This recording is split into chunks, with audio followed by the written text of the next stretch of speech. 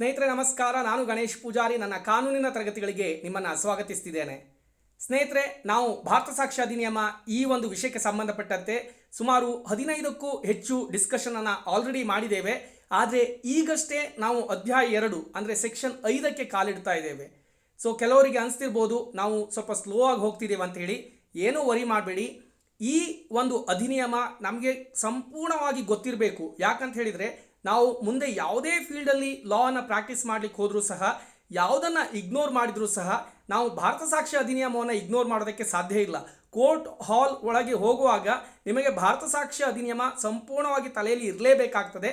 ಅದಕ್ಕಾಗಿ ನಾನು ಪ್ರತಿಯೊಂದು ಅಂಶವನ್ನು ಸಹ ನಿಮಗೆ ಡೀಟೇಲ್ಡ್ ಆಗಿ ಎಕ್ಸ್ಪ್ಲೇನ್ ಮಾಡ್ತಾ ಇದ್ದೇನೆ. ಇಲ್ಲಿ ಈ ವಿಡಿಯೋದ ಮುಖ್ಯ ನಾವು ಅಧ್ಯಾಯ 2ಕ್ಕೆ ಕಾಲಿಡ್ತಾ ಇದ್ದೇವೆ. ಇದು ರೆಲೆವೆನ್ಸಿ ಆಫ್ ಫ್ಯಾಕ್ಟ್ ಅಂದರೆ ವಾಸ್ತವಾಂಶಗಳ ಪ್ರಸ್ತುತತೆ ಬಗ್ಗೆ ಮಾತಾಡುತ್ತೆ. ಮತ್ತು ಇಲ್ಲಿ ನಾವು ಸೆಕ್ಷನ್ 5ರಿಂದ ಹಿಡಿದು 55 ತನಕ ಮಾತಾಡ್ತೀವಿ. ಇದೊಂದು ದೊಡ್ಡ ಚಾಪ್ಟರ್ ಮತ್ತು ಅತ್ಯಂತ ಪ್ರಮುಖವಾದ ಚಾಪ್ಟರ್. ಇಲ್ಲಿ ನೀವು ಯಾವುದಕ್ಕೆಲ್ಲ ಎವಿಡೆನ್ಸ್ ಕೊಡಬಹುದು ಅನ್ನೋದನ್ನು ತುಂಬ ಕ್ಲಿಯರ್ ಆಗಿ ಎಕ್ಸ್ಪ್ಲೇನ್ ಮಾಡ್ತಾ ಹೋಗ್ತಾರೆ. ಮತ್ತು ಅದರಲ್ಲಿ ಮೊದಲ ಸೆಕ್ಷನ್ 5 ಯಾವುದ್ರ ಬಗ್ಗೆ ಮಾತಾಡುತ್ತೆ? ವಿವಾದಾಂಶಗಳು ಮತ್ತು ಸಂಗತವಾದ ಅಂದರೆ ವಾಸ್ತವಾಂಶಗಳಿಗೆ ಸಾಕ್ಷ್ಯಾಧಾರವನ್ನು ನೀಡಬಹುದು. ಅಂದರೆ ಇದು ಎಲ್ಲೆಲ್ಲ ಸಾಕ್ಷ್ಯಾಧಾರವನ್ನು ನೀಡಬಹುದು ಅನ್ನೋದ್ರ ಬಗ್ಗೆ ಹೇಳುತ್ತೆ. ಅಷ್ಟು ಮಾತ್ರವಲ್ಲದೆ ಎಲ್ಲಿ ಸಾಕ್ಷ್ಯಾಧಾರ ನೀಡಲಿಕ್ಕೆ ಆಗೋದಿಲ್ಲ ಅನ್ನೋದನ್ನು ಸಹ ಇದೇ ಒಂದು ಸೆಕ್ಷನ್ ಎಕ್ಸ್ಪ್ಲೇನ್ ಮಾಡುತ್ತೆ. ಈ ಸೆಕ್ಷನ್ ಇಡೀ ಅಧ್ಯಾಯ 2ಕ್ಕೆ ಒಂದು ತಳಪಾಯ. ಸೊ ಅದಕ್ಕೋಸ್ಕರ ಇದನ್ನು ಡೀಟೇಲ್ ಆಗಿ ಅರ್ಥ ಮಾಡ್ಕೊಳ್ಳೋಣ ಅಂತ ಹೇಳ್ತಾ ನಾನು ನಿಮ್ಮನ್ನು ಮೊದಲನೇ ಸ್ಲೈಡ್ಗೆ ಕರ್ಕೊಂಡು ಹೋಗ್ತಾ ಇದ್ದೇನೆ. ನಮ್ಮ ನಿತ್ಯ ಜೀವನದಲ್ಲಿ ನಾವು ಹಲವಷ್ಟು ವ್ಯಕ್ತಿಗಳನ್ನು ಭೇಟಿ ಆಗ್ತೇವೆ. ಇದರಲ್ಲಿ ಕೆಲವು ವ್ಯಕ್ತಿಗಳು ನಮ್ಮ ಜೊತೆ ಜೀವನ ಪೂರ್ತಿ ಇದ್ದರೂ ಸಹ ಅವ್ರು ಯಾರು ಅಂತ ನಮಗೆ ಅರ್ಥ ಮಾಡ್ಕೊಳ್ಳೋದಕ್ಕೆ ತುಂಬ ಕಷ್ಟ ಆಗುತ್ತೆ. ಆದರೆ ಇನ್ನು ಕೆಲವು ವ್ಯಕ್ತಿಗಳು ಅಪರಿಚಿತರಾಗಿರ್ತಾರೆ. ಬಟ್ ಅವ್ರನ್ನ ನೋಡಿದ ಕೂಡಲೇ ಅವರು ಹೀಗೆ ಎನ್ನುವಂತಹ ಒಂದು ಅರ್ಥ ಆಗುವಂತಹ ಒಂದು ಪರಿಸ್ಥಿತಿ ನಮಗೆ ಉದ್ಭವ ಆಗುತ್ತೆ. ಅಂದರೆ ನಾವು ಬಲು ಕ್ಷಿಪ್ರವಾಗಿ ಅವ್ರನ್ನ ಅರ್ಥಕೊಂಡು ಬಿಡ್ತೇವೆ.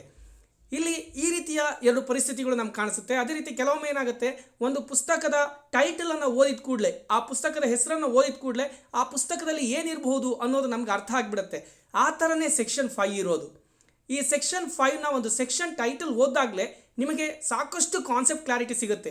ಮತ್ತು ಈ ಒಂದು ಸೆಕ್ಷನ್ ಇದೆಯಲ್ವಾ, ಇದು ಅರ್ಥ ಮಾಡ್ಕೊಳ್ಳೋದು ತುಂಬ ತುಂಬ ಇಂಪಾರ್ಟೆಂಟ್ ಅಲ್ಲ, ತುಂಬ ತುಂಬ ತುಂಬ ತುಂಬ ತುಂಬ ಇಂಪಾರ್ಟೆಂಟ್. ಯಾಕಂತ ಹೇಳಿದರೆ ಈ ಸೆಕ್ಷನ್ ಈ ಒಂದು ಇಡೀ ಚಾಪ್ಟರ್ನ ತಳಪಾಯ. ಈ ತಳಪಾಯ ನಿಮ್ಗೆ ಅರ್ಥ ಆಗಿಲ್ಲ ಅಂತ ಹೇಳಿದರೆ ಚಾಪ್ಟರ್ 2 ಏನಿದೆ, ರೆಲೆವೆನ್ಸಿ ಆಫ್ ಫ್ಯಾಕ್ಟ್ಸ್ ಇದೆಯಲ್ವಾ, ವಾಸ್ತವಾಂಶಗಳ ಕುರಿತು ನಾವು ಏನೆಲ್ಲ ಓದ್ತೀವಿ ಅದು ನಿಮಗೆ ಖಂಡಿತವಾಗ್ಲೂ ಅರ್ಥ ಆಗೋದಿಲ್ಲ. ಅದಕ್ಕೋಸ್ಕರ ಈ ಸೆಕ್ಷನನ್ನು ಅರ್ಥ ಮಾಡ್ಕೊಳ್ಬೇಕು. ಮತ್ತು ಈ ಸೆಕ್ಷನ್ ಅರ್ಥ ಮಾಡ್ಕೊಳ್ಳೋದು ಎಷ್ಟು ಸುಲಭ ಅಂತ ಹೇಳಿದರೆ ಸೆಕ್ಷನ್ ಟೈಟಲ್ ಓದಿದರೆ ಸಾಕು, ಅರ್ಥ ಆಗೋಗ್ಬಿಡುತ್ತೆ. ಏನು ಹೇಳುತ್ತೆ ಸೆಕ್ಷನ್ ಟೈಟಲ್? ವಿವಾದಾಂಶಗಳು ಮತ್ತು ಸಂಗತವಾದ ಅಂದರೆ ವಾಸ್ತವಾಂಶಗಳಿಗೆ ಸಾಕ್ಷ್ಯಾಧಾರವನ್ನು ನೀಡಬಹುದು. ವಿವಾದಾಂಶಗಳು ಅಂದರೆ ಏನು? ಫ್ಯಾಕ್ಟ್ಸ್ ಇನ್ ಇಶ್ಯೂ. ಮತ್ತು ಸಂಗತವಾದ ವಾಸ್ತವಾಂಶ ಅಂತ ಹೇಳಿದರೆ ರೆಲೆವೆಂಟ್ ಫ್ಯಾಕ್ಟ್ಸ್. ಇದಕ್ಕೆ ನೀವು ಸಾಕ್ಷ್ಯಾಧಾರ ಅಂದರೆ ಎವಿಡೆನ್ಸನ್ನು ನೀಡಬಹುದು ಅಂತ ಸೆಕ್ಷನ್ 5 ಹೇಳುತ್ತೆ. ತುಂಬ ಈಸಿ ಲ್ಯಾಂಗ್ವೇಜ್. ಬೇರೆ ಪ್ರಾವಿಷನ್ ಈ ರೀತಿ ಹೇಳುತ್ತೆ: ಪ್ರತಿಯೊಂದು ವಿವಾದಾಂಶದ ಅಸ್ತಿತ್ವದ ಅಥವಾ ಅಸ್ತಿತ್ವದಲ್ಲಿರದ ಬಗ್ಗೆ ಮತ್ತು ಇನ್ನು ಮುಂದೆ ಇಲ್ಲಿ ಸಂಗತವೆಂದು ಘೋಷಿಸಲಾಗಿರುವ ಇತರ ಸಂಗತಿಗಳ ಬಗ್ಗೆ ಯಾವುದೇ ಮೊಕದ್ದಮೆ ಅಥವಾ ವ್ಯವಹರಣೆಯಲ್ಲಿ ಪುರಾವೆಗಳನ್ನು ನೀಡಬಹುದು ಮತ್ತು ಇನ್ನಾವುದರಲ್ಲೂ ಕೊಡತಕ್ಕದ್ದಲ್ಲ. ಎಷ್ಟು ಚಂದ ಮತ್ತು ಸುಲಭವಾಗಿ ಈ ಒಂದು ಸೆಕ್ಷನನ್ನು ಕ್ರಾಫ್ಟ್ ಮಾಡಿದ್ದಾರೆ ಅಂತ ಹೇಳಿದರೆ ಯಾರೂ ಸಹ ತುಂಬ ಸುಲಭವಾಗಿ ಈ ಸೆಕ್ಷನನ್ನು ಅರ್ಥ ಮಾಡ್ಕೊಳ್ಬೋದು. ಹಾಗಂತ ಕೆಲವೊಮ್ಮೆ ಏನಾಗುತ್ತೆ, ಯಾವುದೋ ಒಂದು ವಿಷಯ ಒಬ್ಬರಿಗೆ ತುಂಬ ಸುಲಭ ಅನಿಸಿದರೆ ಇನ್ಯಾರಿಗೋ ಕಷ್ಟ ಅನಿಸೋದು, ಮತ್ತು ಕೆಲವರಿಗೆ ತುಂಬ ಕಷ್ಟ ಅನಿಸಿದ್ದು ಇನ್ಯಾರಿಗೋ ಸುಲಭ ಅನಿಸೋ ಸಾಧ್ಯತೆ ಇದೆ. ಆದ್ದರಿಂದ ನಾನೇನು ಮಾಡ್ತೀನಿ ಅಂತ ಹೇಳಿದರೆ ಎಲ್ಲೋದನ್ನು ಎಕ್ಸ್ಪ್ಲೇನ್ ಮಾಡ್ತೀನಿ. ನಿಮ್ಮ ಉಪಯೋಗಕ್ಕೆ ಬಂದರೆ ಅದು ನನಗೆ ಖುಷಿ ಕೊಡುತ್ತೆ. ಇಲ್ಲಿ ಸಾಲಾಗಿ ಒಂದೊಂದೇ ಲೈನನ್ನು ಅರ್ಥ ಮಾಡ್ಕೊಳ್ತಾ ಹೋಗೋಣ. ಮೊದಲ ಸಾಲು ಏನು ಹೇಳುತ್ತೆ? ಪ್ರತಿಯೊಂದು ವಿವಾದಾಂಶದ ಅಸ್ತಿತ್ವದ ಅಥವಾ ಅಸ್ತಿತ್ವದಲ್ಲಿರದ ಬಗ್ಗೆ. ಅಂದರೆ ವಿವಾದಾಂಶ ಅಂದರೆ ಏನು? ಫ್ಯಾಕ್ಟ್ಸ್ ಇನ್ ಇಶ್ಯೂ. ಈ ಫ್ಯಾಕ್ಟ್ಸ್ ಇನ್ ಇಶ್ಯೂ ಅಂದರೆ ವಿವಾದಾಂಶ ಇರೋದ್ರಿಂದನೇ ಕೇಸ್ ನಡೆಯೋದು. ಯಾವುದೋ ಒಂದು ವಿಷಯದ ಬಗ್ಗೆ ಒಂದು ಪಾರ್ಟಿ ಏನು ಹೇಳುತ್ತೆ, ಅದು ಇದೆ ಅಂತ ಹೇಳುತ್ತೆ. ಇನ್ನೊಂದು ಪಾರ್ಟಿ ಏನು ಹೇಳುತ್ತೆ, ಅದಿಲ್ಲ ಅಂತ ಹೇಳುತ್ತೆ. ಸೊ ಯಾರೋ ಒಬ್ಬರು ಬಂದು ಎವಿಡೆನ್ಸ್ ಕೊಡ್ತಾರೆ, ಅದು ಇದೆ ಅಂತ ಹೇಳೋರು ಎವಿಡೆನ್ಸ್ ಕೊಟ್ಬಿಟ್ಟು ಹೇಳ್ತಾರೆ ಅದು ಇದೆ ಅಂತ ಹೇಳ್ಬೋದು. ಅಥವಾ ಅದಿಲ್ಲ ಅಂತ ಹೇಳೋರು ಅದಿಲ್ಲ ಅಂತ ಹೇಳಿ ಎವಿಡೆನ್ಸನ್ನು ಕೊಡ್ಬೋದು. ಇಲ್ಲಿ ಸೆಕ್ಷನ್ 5 ಹೇಳುತ್ತೆ ಆ ಥರದ ವಿಷಯಗಳಿಗೆ ಎವಿಡೆನ್ಸನ್ನು ನೀಡಬಹುದು ಅಂತ ಹೇಳುತ್ತೆ. ಅಂದರೆ ಯಾವುದೆಲ್ಲ ಫ್ಯಾಕ್ಟ್ಸ್ ಇನ್ ಇಶ್ಯೂ ಇದೆಯಲ್ವಾ, ವಿವಾದಾಂಶ ಇದೆಯಲ್ವಾ, ಅದು ಇದೆ ಅಥವಾ ಇಲ್ಲ ಅನ್ನೋದನ್ನು ಪ್ರೂವ್ ಮಾಡೋದಕ್ಕೆ ಖಂಡಿತವಾಗ್ಲೂ ಎವಿಡೆನ್ಸನ್ನು ನೀಡಬಹುದು ಅಂತ ಸೆಕ್ಷನ್ 5 ಮೊದಲ ಸಾಲಲ್ಲಿ ಹೇಳುತ್ತೆ. ಇನ್ನು ಎರಡನೇ ಸಾಲು ಏನು ಹೇಳುತ್ತೆ? ಇನ್ನು ಮುಂದೆ ಇಲ್ಲಿ ಸಂಗತವೆಂದು ಘೋಷಿಸಲಾಗಿರುವ ಇತರ ಸಂಗತಿಗಳ ಬಗ್ಗೆ. ಇನ್ನು ಮುಂದೆ ಇಲ್ಲಿ ಅಂದರೆ ಏನರ್ಥ? ಸ್ನೇಹಿತರೆ ಗಮನಿಸಿ, ನಾವು ಸೆಕ್ಷನ್ 5 ಮಾತಾಡ್ತಾ ಇದ್ದೀವಿ. ಅಧ್ಯಾಯ 2ರ ಮೊದಲ ಸೆಕ್ಷನ್ 5 ಅಂದರೆ ಈ ರೆಲೆವೆನ್ಸಿ ಆಫ್ ಫ್ಯಾಕ್ಟ್ಸ್ ಅನ್ನೋ ವಿಷಯದ ಬಗ್ಗೆ ನಾವು ಏನು ಮಾತಾಡ್ತಿದ್ದೀವಿ ಚಾಪ್ಟರ್ 2 ಅಲ್ಲಿ, ಆ ಇಡೀ ಚಾಪ್ಟರ್ಗೆ ತಳಪಾಯ ಯಾವುದು? ಸೆಕ್ಷನ್ 5. ಸೊ ಆ ಸೆಕ್ಷನ್ 5 ಅಲ್ಲಿ ಇನ್ನು ಮುಂದೆ ಇಲ್ಲಿ ಅಂತ ಹೇಳಿದರೆ ಅದರ ಅರ್ಥ ಸೆಕ್ಷನ್ 6ರಿಂದ ಹಿಡಿದು ಸೆಕ್ಷನ್ 55ರ ತನಕ ಪ್ರಸ್ತುತವೆಂದು ಘೋಷಿಸಲಾಗಿರುವ ಇತರ ಸಂಗತಿಗಳ ಬಗ್ಗೆ ಸಾಕ್ಷ್ಯಾಧಾರವನ್ನು ನೀಡಬಹುದು. ಅಂದರೆ ಸೆಕ್ಷನ್ 5ರಲ್ಲಿ ಎಲ್ಲಿ ಸಾಕ್ಷ್ಯಾಧಾರ ನೀಡಬಹುದು ಅಂತ ಹೇಳಿದ್ದಾರೆ, ಒಂದು ವಿವಾದಾಂಶಕ್ಕೆ ಸಂಬಂಧಪಟ್ಟಂತೆ ಅದರ ಅಸ್ತಿತ್ವ ಅಥವಾ ಇಲ್ಲದಿರುವಿಕೆ ಬಗ್ಗೆ ನೀವು ಸಾಕ್ಷ್ಯಾಧಾರವನ್ನು ನೀಡಬಹುದು. ಜೊತೆಗೆ ಸೆಕ್ಷನ್ 6ರಿಂದ ಸೆಕ್ಷನ್ 55ರವರೆಗೆ ಯಾವೆಲ್ಲ ವಿಷಯವನ್ನು ಸಂಗತ ಅಥವಾ ಪ್ರಸ್ತುತ ಅಥವಾ ರೆಲವೆಂಟ್ ಅಂತ ಹೇಳಿದ್ದಾರೆ ಆ ಎಲ್ಲ ವಿಷಯಗಳ ಬಗ್ಗೆ ನೀವು ಸಾಕ್ಷ್ಯಾಧಾರವನ್ನು ನೀಡಬಹುದು. 3ನೇ ಸಾಲು ಹೇಳುತ್ತೆ, ಯಾವುದೇ ಮೊಕದ್ದಮೆ ಅಥವಾ ವ್ಯವಹರಣೆಯಲ್ಲಿ ಪುರಾವೆಗಳನ್ನು ನೀಡಬಹುದು. ಅಂದರೆ ಮೊಕದ್ದಮೆ ಅಂದರೆ ಸಿವಿಲ್ ಸೂಟ್, ವ್ಯವಹರಣೆ ಅಂದ್ರೇನು? Criminal proceedings. ಇಲ್ಲಿ ಅದೊಂದು ಸಿವಿಲ್ ಸೂಟ್ ಇರ್ಬೋದು ಅಥವಾ ಕ್ರಿಮಿನಲ್ ಪ್ರೊಸೀಡಿಂಗ್ಸ್ ಇರ್ಬೋದು, ಅಲ್ಲಿ ನೀವೇನು ಮಾಡ್ಬೋದು? ಸಾಕ್ಷ್ಯಗಳನ್ನು ನೀಡಬಹುದು. ಯಾವಾಗ ಅದು ವಿವಾದಾಂಶದ ಅಸ್ತಿತ್ವ ಅಥವಾ ಅಸ್ತಿತ್ವದಲ್ಲಿರದ ಬಗ್ಗೆ ಮಾತಾಡುತ್ತೆ ಅಥವಾ ಸೆಕ್ಷನ್ 6ರಿಂದ 55ರ ತನಕ ಮಾತಾಡುತ್ತೆ ಅಂತ ಹೇಳಿದರೆ ಅಂತಹ ಯಾವುದೇ ಮೊಕದ್ದಮೆ ಅಥವಾ ವ್ಯವಹರಣೆಯಲ್ಲಿ ಅಂತಹ ಪರಿಸ್ಥಿತಿಗಳಲ್ಲಿ ಖಂಡಿತವಾಗ್ಲೂ ನೀವು ಸಾಕ್ಷ್ಯವನ್ನು ಅಥವಾ ಪುರಾವೆಗಳನ್ನು ನೀಡಬಹುದು ಅಂತ ಸೆಕ್ಷನ್ 5 ಹೇಳುತ್ತೆ. ಅಷ್ಟಕ್ಕೆ ಮುಗಿಸಿಲ್ಲ, ಕೊನೆಯ ಸಾಲು ಇನ್ನಾವುದರಲ್ಲೂ ಕೂಡ ತಕ್ಕದ್ದಲ್ಲ. ಅಂದರೆ ನಾವು ಮೇಲೆ ಏನು ಹೇಳಿದ್ದೀವಲ್ಲ ಅಲ್ಲಿ ನೀವು ಕೊಡ್ಬೋದು, ಮತ್ತು ನಾವು ಹೇಳಿಲ್ಲ ಅಂತ ಹೇಳಿದರೆ ಅಲ್ಲಿ ನೀವು ಕೊಡೋ ಹಾಗಿಲ್ಲ. ಬೇಸಿಕಲಿ ಫ್ಯಾಕ್ಸಿನ್ ಇಶ್ಯೂ ಬಗ್ಗೆ ನೀವು ಸಾಕ್ಷ್ಯಾಧಾರಗಳನ್ನು ನೀಡ್ಬೋದು, ಮತ್ತು ಸೆಕ್ಷನ್ 6ರಿಂದ 55ರ ಬಗ್ಗೆ ಏನೆಲ್ಲ ಮಾತಾಡ್ತಾರಲ್ವ ಅಲ್ಲೆಲ್ಲವುಗಳ ಕಡೆ ನೀವು ಸಾಕ್ಷ್ಯಗಳನ್ನು ನೀಡಬಹುದು. ಅದನ್ನು ಬಿಟ್ಟು ಬೇರೆ ಎಲ್ಲೂ ಸಾಕ್ಷ್ಯಗಳನ್ನು ನೀಡೋದಕ್ಕೆ ಸಾಧ್ಯ ಇಲ್ಲ ಅನ್ನೋದನ್ನು ಸೆಕ್ಷನ್ 5 ಹೇಳುತ್ತೆ. ಜೊತೆಗೆ ಒಂದು ವಿವರಣೆ ಇದೆ, ಅದು ಎಕ್ಸ್ಪ್ಲನೇಷನ್ ಅನ್ನೋದಕ್ಕಿಂತ ಒಂದು ಎಕ್ಸೆಪ್ಷನ್ ಅಂತಲೇ ಹೇಳ್ಬೋದು. ಓದ್ ನೋಡೋಣ ಆ ವಿವರಣೆ ಏನು ಹೇಳುತ್ತೆ ಅಂತೇಳಿ. ಸಿವಿಲ್ ಪ್ರಕ್ರಿಯೆಗೆ ಸಂಬಂಧಿಸಿದಂತೆ ತತ್ಕಾಲದಲ್ಲಿ ಜಾರಿಯಲ್ಲಿರುವ ಯಾವುದೇ ಕಾನೂನು ಯಾವ ವಿಷಯಕ್ಕೆ ಸಾಕ್ಷ್ಯವನ್ನು ಕೊಡಲು ಅನುವು ಮಾಡಿಕೊಡುವುದಿಲ್ಲವೋ ಅಂತಹ ವಾಸ್ತವಾಂಶಗಳನ್ನು ಸಾಬೀತುಪಡಿಸಲು ಈ ಸೆಕ್ಷನ್ ಅನುವು ಮಾಡಿಕೊಡತಕ್ಕದ್ದಲ್ಲ. ಸ್ನೇಹಿತರೆ ಗಮನಿಸಿ, ಸಿವಿಲ್ ಪ್ರೊಸೀಜರಲ್ಲಿ ಯಾವುದಾದ್ರೂ ಒಂದು ವಿಷಯಕ್ಕೆ ಸಂಬಂಧಪಟ್ಟಂತೆ ಸಾಕ್ಷ್ಯವನ್ನು ಕೊಡೋದಕ್ಕೆ ಅನುವು ಮಾಡಿಕೊಟ್ಟಿಲ್ಲ ಅಂದರೆ ಒಪ್ಪಿಲ್ಲ ಅಂತ ಹೇಳಿದರೆ ಆಗ ಖಂಡಿತವಾಗ್ಲೂ ನೀವು ಲಾ ಆಫ್ ಎವಿಡೆನ್ಸ್ ಇದೆ, ಎವಿಡೆನ್ಸ್ ಆ್ಯಕ್ಟ್ ತೊಗೊಂಡು ಬಂದುಬಿಟ್ಟು ನಾನು ಕೊಡ್ತೀನಿ ಅಂತ ಆ ಸಾಕ್ಷ್ಯವನ್ನು ಕೊಡೋದಕ್ಕೆ ಸಾಧ್ಯವಿಲ್ಲ. ಆಗ ಸಿವಿಲ್ ಪ್ರೊಸೀಜರ್ ಏನು ಹೇಳುತ್ತೆ ಅದೇ ಮೇಲ್ಮುಖವಾಗಿ ನಿಲ್ಲುತ್ತೆ ಅನ್ನೋದನ್ನು ಈ ಒಂದು ವಿವರಣೆಯಲ್ಲಿ ತುಂಬ ಕ್ಲಿಯರಾಗಿ ಹೇಳಿದ್ದಾರೆ. ಸೊ ಸಿವಿಲ್ ಪ್ರೊಸೀಜರನ್ನು ನಾವು ಅರ್ಥ ಮಾಡ್ಕೊಳ್ಬೇಕಾಗಿದ್ದು ತುಂಬ ಇಂಪಾರ್ಟೆಂಟ್. ಅಲ್ಲಿ ಯಾವ ವಿಷಯಕ್ಕೆ ಯಾವಾಗ ಸಾಕ್ಷ್ಯಗಳನ್ನು ಕೊಡಲು ಅನುವು ಮಾಡಿಕೊಟ್ಟಿಲ್ಲ ಅಂದರೆ ಒಪ್ಪಿಲ್ಲ ಅನ್ನೋ ಸ್ಥಿತಿ ಇದೆಯಲ್ವಾ, ಅಲ್ಲಿ ನೀವು ಎವಿಡೆನ್ಸ್ ಆ್ಯಕ್ಟನ್ನು ತಗೊಂಡು ಹೋಗ್ಬಿಟ್ಟು ಅದರ ರೈಟ್ ಬೇಸ್ ಮೇಲೆ ಎವಿಡೆನ್ಸ್ ಕೊಡ್ತೀನಿ ಅಂತ ಹೇಳೋದಕ್ಕೆ ಚಾನ್ಸಸ್ ಇಲ್ಲ ಅನ್ನೋದನ್ನು ಇಲ್ಲಿ ತುಂಬ ಕ್ಲಿಯರಾಗಿ ಎಕ್ಸ್ಪ್ಲನೇಷನಲ್ಲಿ ಹೇಳಿದ್ದಾರೆ. ಇಷ್ಟೆಲ್ಲ ಮಾತಾಡಿದ ನಂತರ ಇನ್ ಅ ನಟ್ಶೆಲ್ ಈ ಒಂದು ಸೆಕ್ಷನನ್ನು ನಾವು ಒಂದು ಸಣ್ಣ ಟೇಬಲಲ್ಲಿ ನೋಡಬೇಕಂತ ಹೇಳಿದರೆ, ಅಂದರೆ ನಾವು ಎಲ್ಲಿ ಸಾಕ್ಷ್ಯಾಧಾರವನ್ನು ನೀಡಬಹುದು ಮತ್ತು ಎಲ್ಲಿ ನೀಡಲಾಗದು ಅನ್ನೋದನ್ನು ಅರ್ಥ ಮಾಡ್ಕೊಳ್ಳೋದಕ್ಕೆ ಒಂದು ಟೇಬಲ್ ಹಾಕ್ಕೊಳ್ಬೇಕಂತ ಹೇಳಿದರೆ, ಕೊನೆಯದಾಗಿ ಒಂದು ಸಣ್ಣ ಟೇಬಲನ್ನು ಕೊಟ್ಟಿದ್ದೇನೆ. ಆ ಒಂದು ಟೇಬಲ್ ನಿಮ್ಮ ತಲೆಯೊಳಗೆ ಫ್ರೇಮ್ ಆಗಿ ಕುಳಿತುಕೊಳ್ತು ಅಂತ ಹೇಳಿದರೆ ಈ ಸೆಕ್ಷನನ್ನು ನೀವು ಎಲ್ಲಿ ಯಾವಾಗ ಬೇಕಾದರೂ ಉಪಯೋಗಿಸ್ಕೊಳ್ಬೋದು.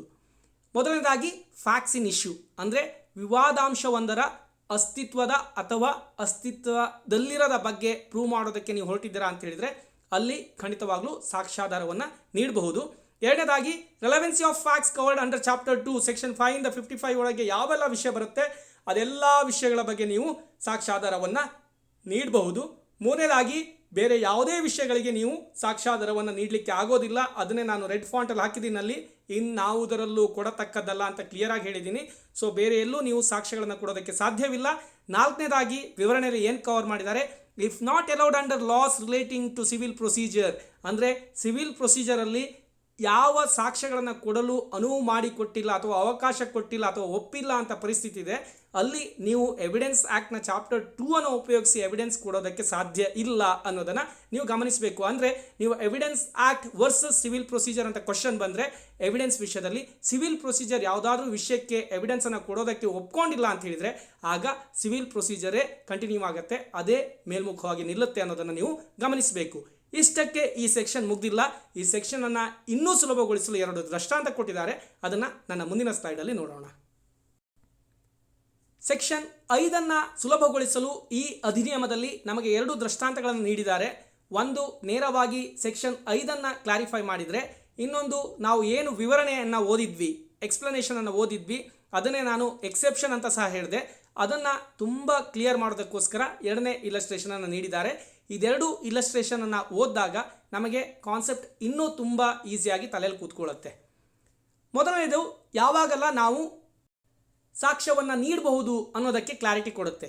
ಇಲ್ಲಿ ಏನಾಗುತ್ತೆ, ಎ ಒಬ್ಬ ಆಪಾದಿತ, ಆತನ ಮೇಲಿರುವ ಆಪಾದನೆ ಏನಂತ ಹೇಳಿದರೆ ಆತ ಬಿಯನ್ನು ಸಾಯಿಸುವ ಉದ್ದೇಶದಿಂದ ಒಂದು ದೊಣ್ಣೆಯಿಂದ ಹೊಡೆದಿದ್ದಾನೆ ಮತ್ತು ಆ ರೀತಿ ಹೊಡೆತವನ್ನು ತಿಂದಿದ್ದರಿಂದ ಬಿ ಸತ್ತಿದ್ದಾನೆ.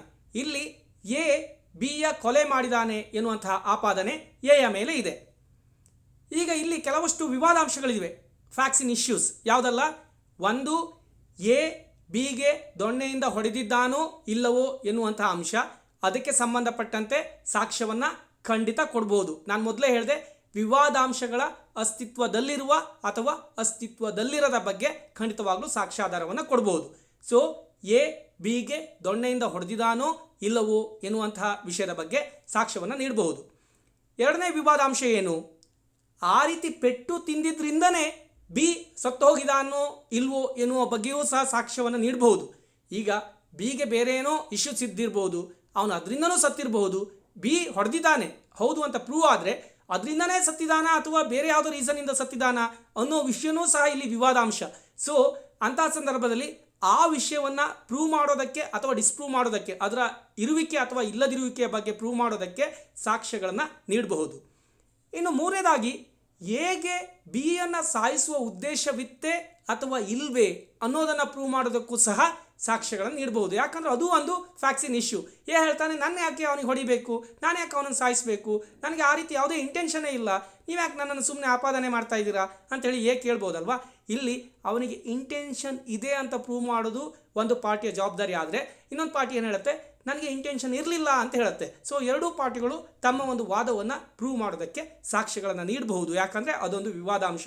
ಸೊ ಅಂಥ ವಿವಾದಾಂಶಗಳಿಗೆ ಸಾಕ್ಷ್ಯಗಳನ್ನು ನೀಡಬಹುದು ಅಂತ ಆ್ಯಕ್ಟ್ ಹೇಳಿರೋದ್ರಿಂದ ಇಲ್ಲಿ ಈ ಎಲ್ಲ ವಿಷಯಗಳಿಗೆ ಸಾಕ್ಷ್ಯಾಧಾರವನ್ನು ನೀಡಬಹುದು ಅನ್ನೋದನ್ನು ನಾವು ಮೊದಲನೇ ದೃಷ್ಟಾಂತ ಅಂದರೆ ಫಸ್ಟ್ ಇಲಸ್ಟ್ರೇಷನಲ್ಲಿ ಅರ್ಥ ಮಾಡ್ಕೊಳ್ಬೇಕು. ಅದು ಕ್ರಿಮಿನಲ್ ಪ್ರೊಸೀಡಿಂಗ್ ಬಗ್ಗೆ ಆಯಿತು. ಸೊ ನಮಗೆ ಅಲ್ಲಿ ತುಂಬ ಕ್ಲಾರಿಟಿ ಇದೆ. ನಾವು ಎವಿಡೆನ್ಸ್ ಆ್ಯಕ್ಟ್ ಏನು ಹೇಳಿದೆ ಅದರ ಪ್ರಕಾರವೇ ಹೋಗ್ತಾ ಇದ್ದೀವಿ. ಆದರೆ ಯಾವಾಗ ಒಂದು ಸಿವಿಲ್ ಸೂಟ್ ಆಗುತ್ತಲ್ವ, ಅಲ್ಲಿ ನಾವು ಇನ್ನೊಂದು ಅಂಶ ಗಮನದಲ್ಲಿ ಇಟ್ಕೊಳ್ಬೇಕಾಗತ್ತೆ. ಅದನ್ನೇ ವಿವರಣೆಯಲ್ಲಿ ತುಂಬ ಕ್ಲಿಯರಾಗಿ ಹೇಳಿದ್ದಾರೆ. ಇಲ್ಲಿ ಏನಾಗುತ್ತೆ, ಒಬ್ಬ ವ್ಯಕ್ತಿ ಒಂದು ಸಿವಿಲ್ ಸೂಟಲ್ಲಿ ಒಂದು ಬಾಂಡನ್ನು ಕೋರ್ಟ್ನ ಎದುರುಗಡೆ ಪ್ರೊಡ್ಯೂಸ್ ಮಾಡಬೇಕಾಗತ್ತೆ ಮತ್ತು ಅವನು ಪ್ರೊಡ್ಯೂಸ್ ಮಾಡಲ್ಲ. ಅವನು ಹೇಳ್ತಾನೆ, ನಾನು ಮುಂದಿನ ಸ್ಟೇಜಲ್ಲಿ ಕೊಡ್ತೇನೆ ಅಂತ ಹೇಳ್ತಾನೆ. ಇಲ್ಲಿ ಎವಿಡೆನ್ಸ್ ಆ್ಯಕ್ಟ್ ಏನು ಹೇಳುತ್ತೆ ಅದನ್ನು ನಾವು ಗಮನಿಸಬಾರ್ದು. ಸಿವಿಲ್ ಪ್ರೊಸೀಜರ್ ಅದಕ್ಕೆ ಅಲೌ ಮಾಡಿ ಕೊಡುತ್ತೋ ಇಲ್ವೋ ಅನ್ನೋದನ್ನು ನಾವು ಮೊದಲು ಗಮನಿಸಬೇಕು. ಇನ್ ಕೇಸ್ ಸಿವಿಲ್ ಪ್ರೊಸೀಜರ್ ಅದನ್ನು ಅಲೌ ಮಾಡಲ್ಲ ಅಂತ ಹೇಳಿದರೆ ಖಂಡಿತವಾಗ್ಲೂ ಅವನು ನೆಕ್ಸ್ಟ್ ಸ್ಟೇಜಲ್ಲಿ ಆ ಬಾಂಡನ್ನು ಕೊಟ್ಟು ಪ್ರೂವ್ ಅಥವಾ ಏನನ್ನೋ ಡಿಸ್ಪ್ರೂವ್ ಮಾಡೋಕ್ಕೆ ಹೊರಟಿದ್ದಾನಂದರೆ ಅಂತಹ ಸಾಧ್ಯತೆಗಳು ಅವನಿಗೆ ಸಿಗಲ್ಲ. ಅದನ್ನೇ ನಾನು ವಿವರಣೆಯಲ್ಲಿ ಹೇಳಿದೆ. ಇದೊಂದು ಎಕ್ಸೆಪ್ಷನ್. ನೀವು ಎಲ್ಲ ಓದಿದ ನಂತರ ಈ ವಿಷಯ ಗಮನದಲ್ಲಿ ಇಟ್ಕೊಳ್ಬೇಕು. ಇನ್ ಕೇಸ್ ಸಿವಿಲ್ ಪ್ರೊಸೀಜರ್ ಅಂತಹ ಸಾಕ್ಷ್ಯಗಳನ್ನು ನೀಡೋದಕ್ಕೆ ಏನಾದರೂ ಕಂಡೀಷನ್ ಹಾಕಿದ್ದಿದ್ರೆ ಅಥವಾ ಒಪ್ಪಿಗೆ ಕೊಡ್ತಾ ಇಲ್ಲ ಅಂತ ಹೇಳಿದರೆ ಖಂಡಿತವಾಗ್ಲೂ ಸಿವಿಲ್ ಪ್ರೊಸೀಜರ್ ಏನು ಹೇಳುತ್ತೆ ಅದೇ ನಡೆಯುತ್ತೆ ಅನ್ನೋದನ್ನು ನೀವು ಗಮನಿಸಬೇಕು. ಇಷ್ಟು ಸೆಕ್ಷನ್ 5ಗೆ ಸಾಕಾಗುತ್ತೆ ಅಂತ ನಾನು ಅಂದ್ಕೊಳ್ತೇನೆ. ಸೆಕ್ಷನ್ 5 ಆರಂಭ ಮಾತ್ರ ಆಗಿದೆ, ಬಟ್ ಅದನ್ನು ನಾವು ಇಡಿಯಾಗಿ ಅರ್ಥ ಮಾಡ್ಕೊಳ್ಬೇಕಂತ ಹೇಳಿದರೆ 6ರಿಂದ 55 ತನಕ ನಮ್ಮ ಟ್ರಾವೆಲ್ ಕಂಟಿನ್ಯೂ ಮಾಡಬೇಕು. ಆಗ ಒಂದೊಂದಾಗಿ ನಮಗೆ ವಿಷಯಗಳು ಅರ್ಥ ಆಗ್ತಾ ಹೋಗುತ್ತೆ ಮತ್ತು ಆ ಜರ್ನಿಯಲ್ಲಿ ನಾನು ನೀವು ಜೊತೆಯಲ್ಲೇ ಇರೋಣ ಅಂತ ಹೇಳ್ತಾ ಈ ಒಂದು ಪ್ರೆಸೆಂಟೇಷನನ್ನು ನಾನು ನಿಶಾನ್ಗೆ ಹ್ಯಾಂಡ್ ಓವರ್ ಮಾಡ್ತಾ ಇದ್ದೇನೆ. ನಮ್ಮ ಚಾನಲನ್ನು ಸಬ್ಸ್ಕ್ರೈಬ್ ಮಾಡಿ, ನಮ್ಮ ವಿಡಿಯೋಗಳನ್ನು ಲೈಕ್, ಶೇರ್ ಮತ್ತು ಕಾಮೆಂಟ್ ಮಾಡಿ. ಧನ್ಯವಾದಗಳು.